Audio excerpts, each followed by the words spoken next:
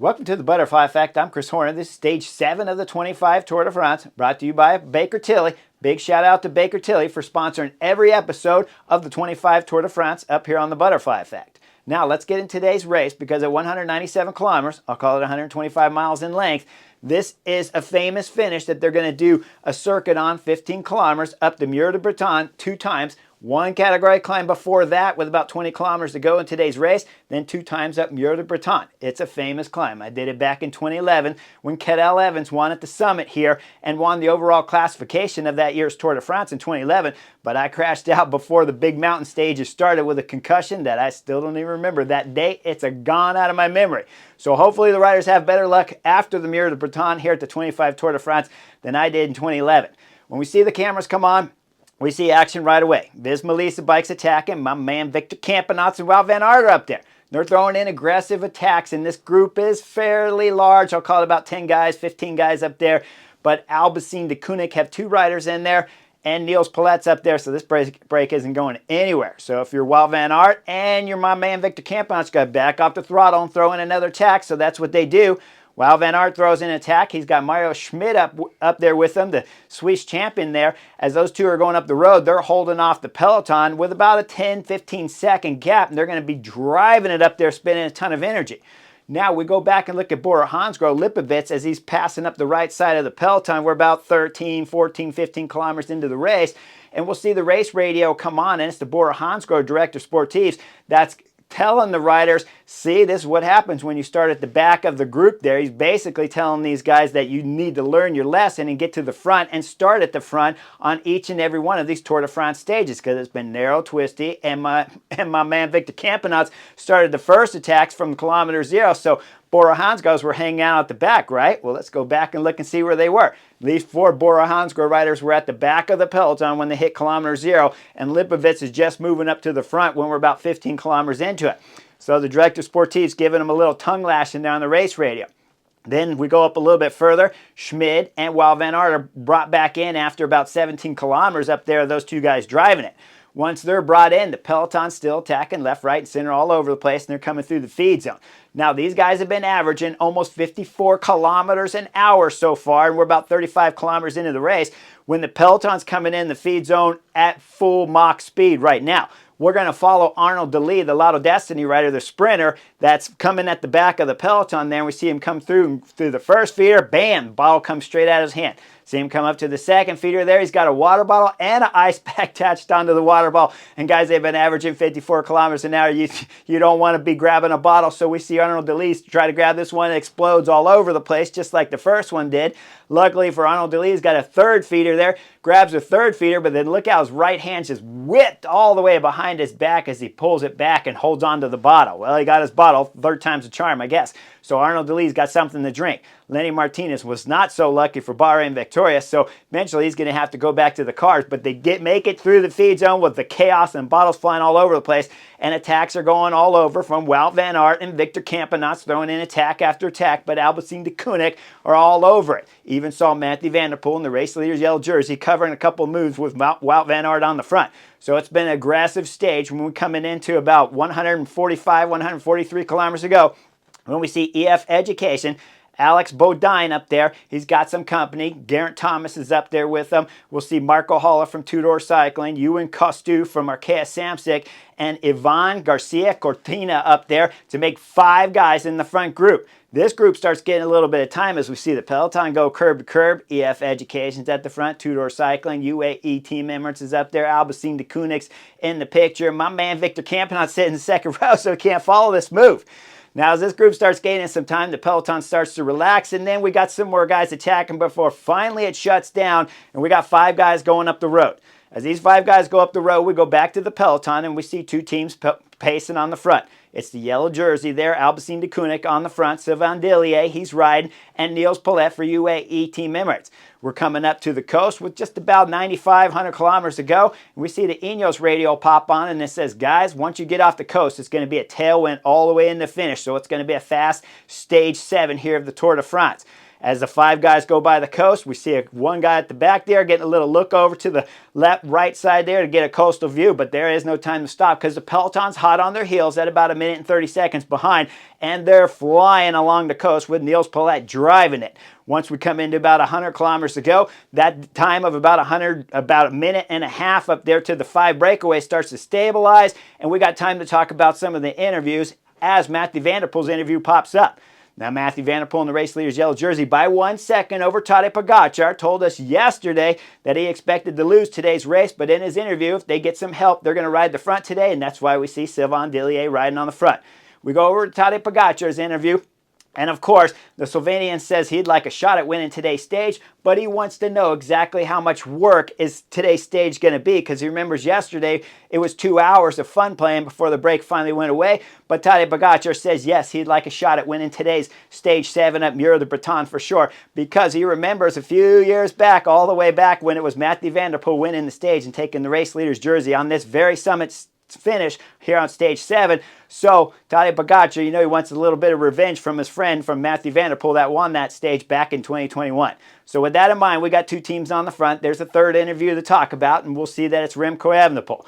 Remco Evenepoel says this is a mythical climb, and of course everybody would like to win today, but he hopes the break stays off. Now, why is it a mythical climb? Well, mainly because this region in France is cycling crazy. I've raced here many times, and the fans are deep, and they have been deep here throughout stage 7.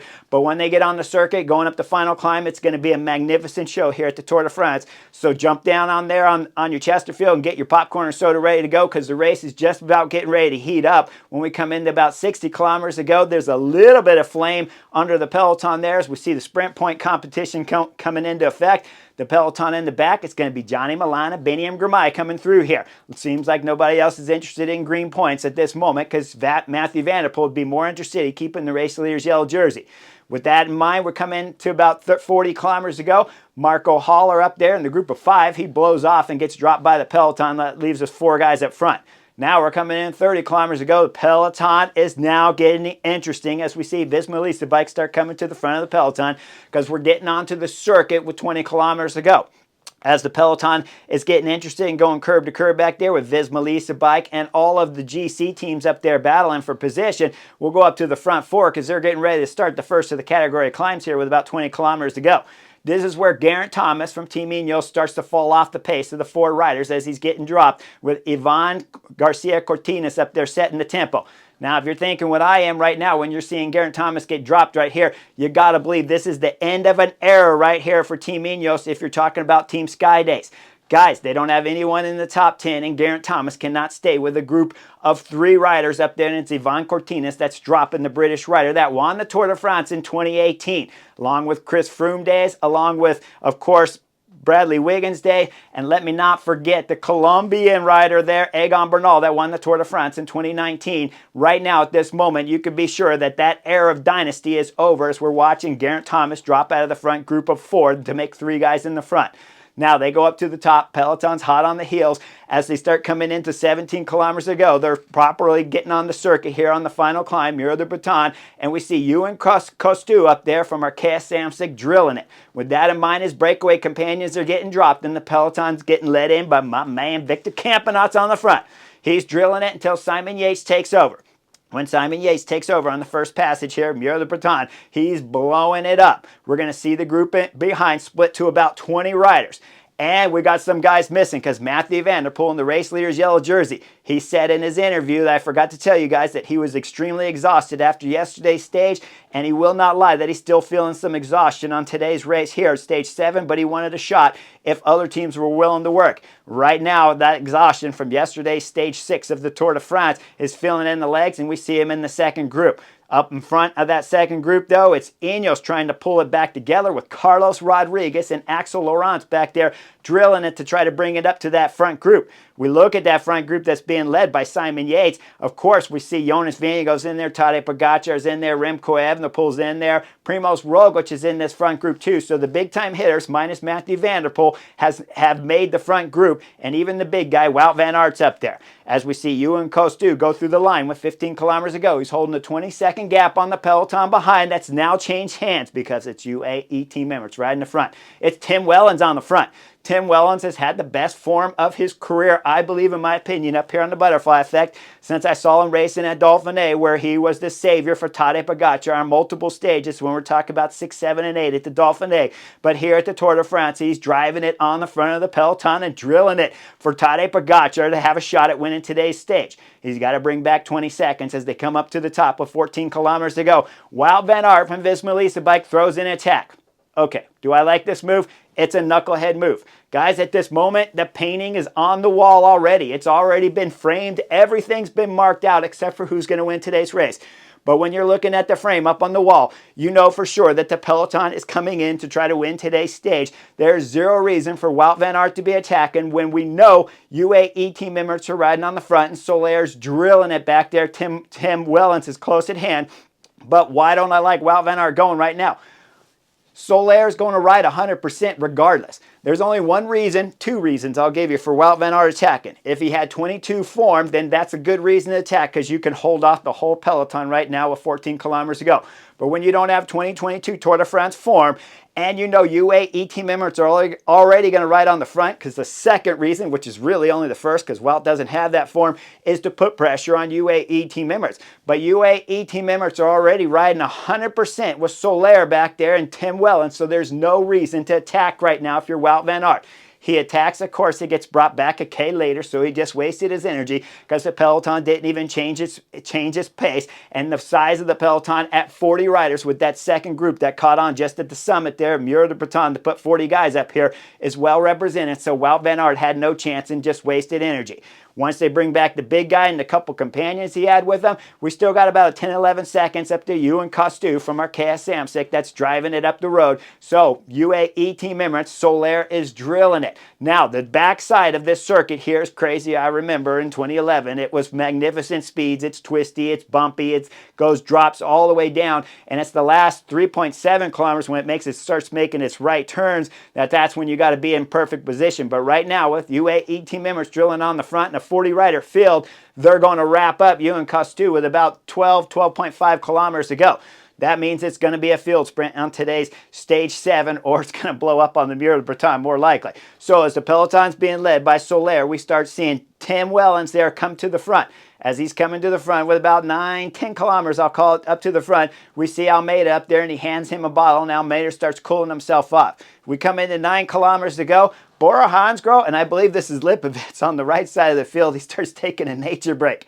Guys, I'm not making this up. This course, they're doing 70 kilometers an hour downhill through lefts, right, twisty turns, and it's time for Lipovich, I believe. It could be Primož Roglič, but I'll call it Lipovich because I'm 90% certain it's him as he's taking a nature break. We get a front view from the top looking all the way back, and at the back of the peloton, and we see that he didn't lose much time, so Lipovich has got some natural talent to be quick as the Energizer Bunny right now to get the job done and wrap it up and put it away, and he's on the back of the group of 40.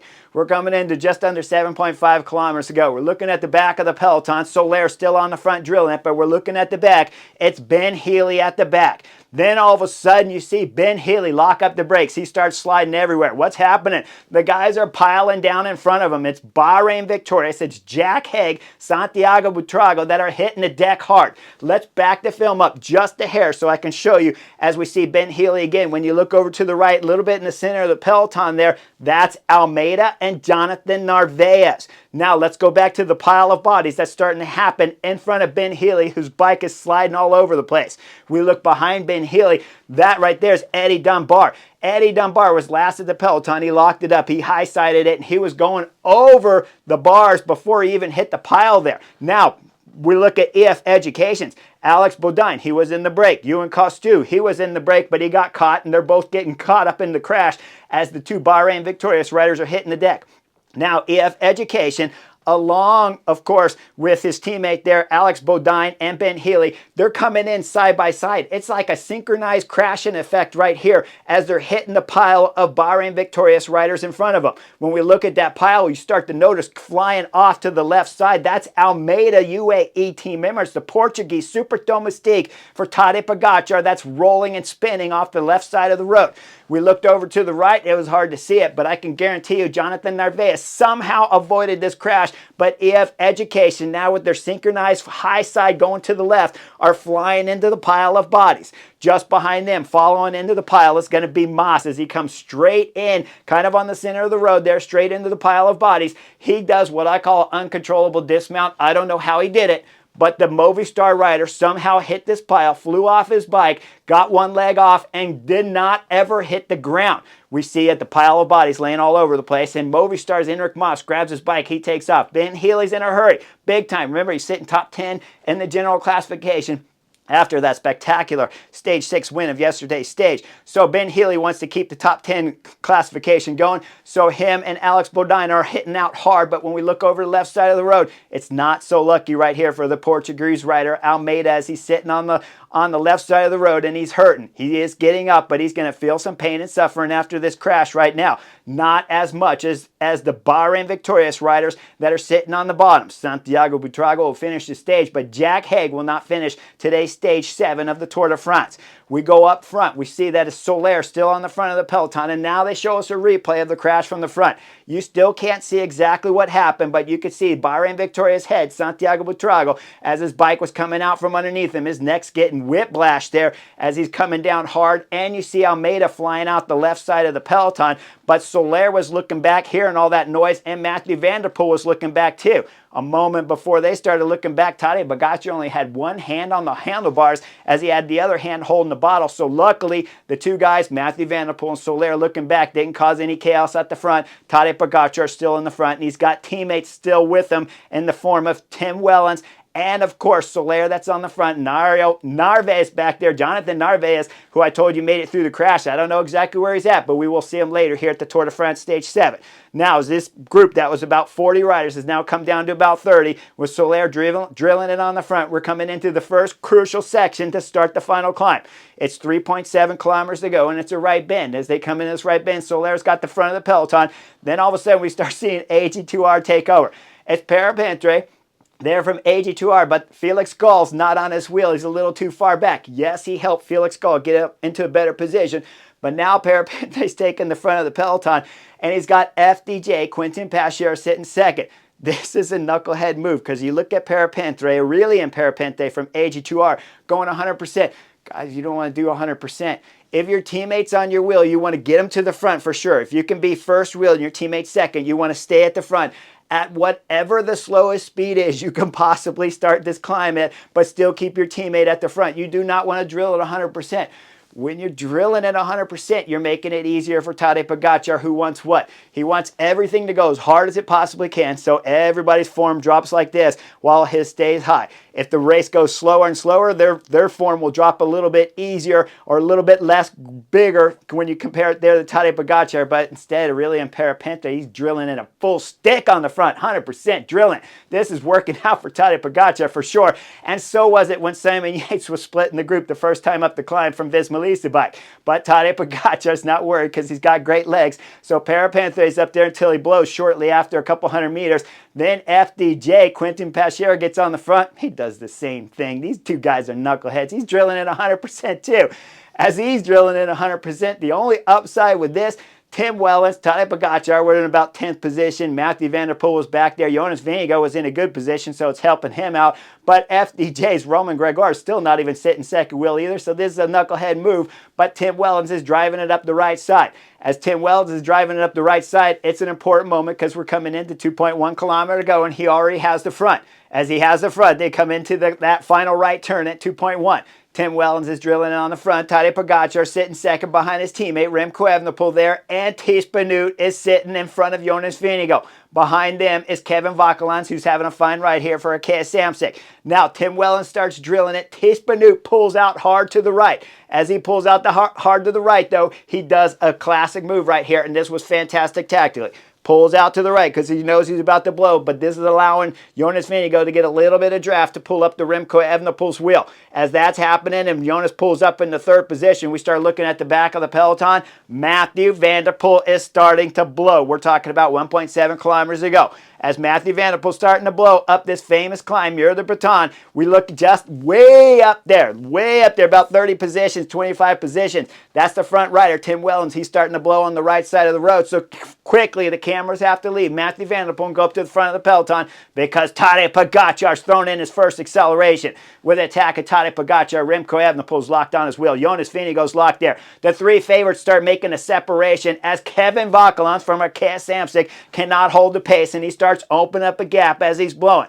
Tadej Pogacar looks over his shoulder and he wants some help right now. So Remco Evenepoel eagerly comes to the front. With Remco Evenepoel coming to the front, we're talking about 1.6 kilometer to go, 1.5 kilometer to go. When Remco Evenepoel gets on the front, he starts driving it and the gap starts extending for the three leaders here at the Tour de France to Kevin Wellins behind. Kevin Wellins got about 6 riders with him as he's pulling full gas trying to close this gap. We start looking at a back view of that group. It's Axel Laurent's back there. Oscar Only's there. Narvaez has made his way into the second group. Felix Gall's there. Jorgensen's there. And Kevin Wellins drilling on the front.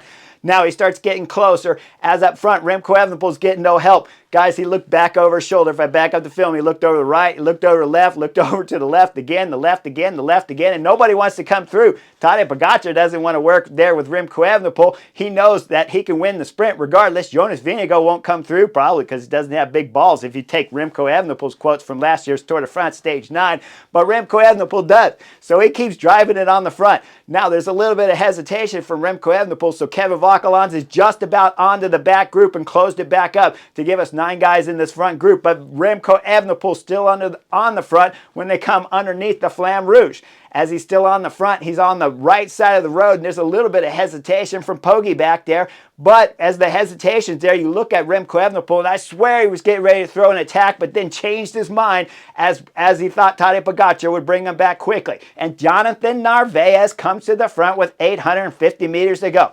With Narvaez on the front, Tadej Pogacar backs off in second place on the left side of the road to let Remco Evenepoel slide over onto the second wheel of Jonathan Narvaez. Remco, you want to be behind Tadej Pogacar and you want to be on his wheel. You do not want to be in front of the Slovenian right now. You want to be behind him.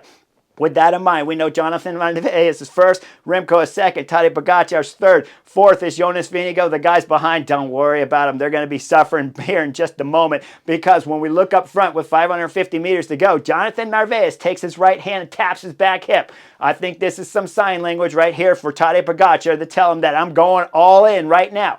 We see Jonathan Narvaez get out of the saddle, throwing a huge acceleration after tapping his hip, and he's throwing everything into the pedals. At about 400 meters to go, the road here starts to flatten out. This whole climb was about 15% for about 1 kilometer, 10 to 15% long, but the flat part, the last 400 meters, starts to flatten out a little bit softer to the line. Not flat, but softer. With that in mind, Jonathan Narvaez is on the front. Tadej Pogacar is looking back all the time, wondering what's happening to Jonas Vingegaard. Is he going to throw in an attack? Jonas Vingegaard's not throwing in an attack. We're coming in about 250 meters to go. Second place, Remco Evenepoel. I think he's looking down at his computer right now. He's not even thinking about Tadej Pogacar attacking. He's sitting a little bit to the left side there of Jonathan Narvaez's wheel as we're coming into about 200 meters to go. Then Tadej Pogacar throws in an explosion to the pedals. Turbo time right now here at stage 7 of the Tour de France. Tadej Pogacar accelerates massively on the pedals to the center of the road. Jonas Vingegaard goes with him. Remco has a little bit of a problem coming from the left side out to the center of the road, but he makes it happen and he's sprinting full on the pedals, but then he sits down and blows up. Guys, he blows up. He did 600 meters on the front all the way into 850 meters to go. He was 600 meters on the front, and now he's blowing with 150 meters to go. As he blows and sits down, the gap immediately opens up to Tadej Pogacar and Jonas Vingegaard with that Slovenian on the front throwing everything into the pedals. The Slovenian's going full gas all the way to the line in the center of the road. He sits up with about 5 meters to go, starts to celebrate a victory here. Stage 7, second victory for Tadej Pogacar at the 25 Tour de France. As he crosses the line, he gains 4 seconds on Jonas Vingegaard. That finishes solidly on the Slovenian's wheel for second place. Behind them, what happened? Remco Evenepoel blew, so it took up to who had to take up the reins back there? Oscar Only took up the reins. He came through for a podium place and 4 seconds on all the guys here finish on his wheel. We back up the film just a little bit before that when Narvaez threw in his acceleration at 550 meters to go. Axel Laurent had blown off the back, so he's going to drag his way back in, losing a few seconds. But most importantly, when we look at the GC guys, Primož Roglič was back there in this second group, if that's what you want to call it. We'll call it about 20-25 seconds off of the time of Tadej Pogacar that won today's stage. So the Slovenian, the second one's going to lose some more time for Red Bull Bora Hansgrohe. Back there is his legs he's still searching for here at the 25 Tour de France. When it's all said and done, Tadej Pogacar is in the race leader's yellow jersey. Remco Evenepoel sitting second. Kevin Vauquelin is back into third. Jonas Vingegaard sitting fourth. And Matthew Van Der Poel, that means he's fifth on today's general classification after today's race. It's going to be a big-time battle. Make sure you guys like and subscribe. If there's details out there, you know I'm going to find it on the Butterfly Effect. Like and subscribe. I'll see you guys for Stage 8 of the 25 Tour de France real soon.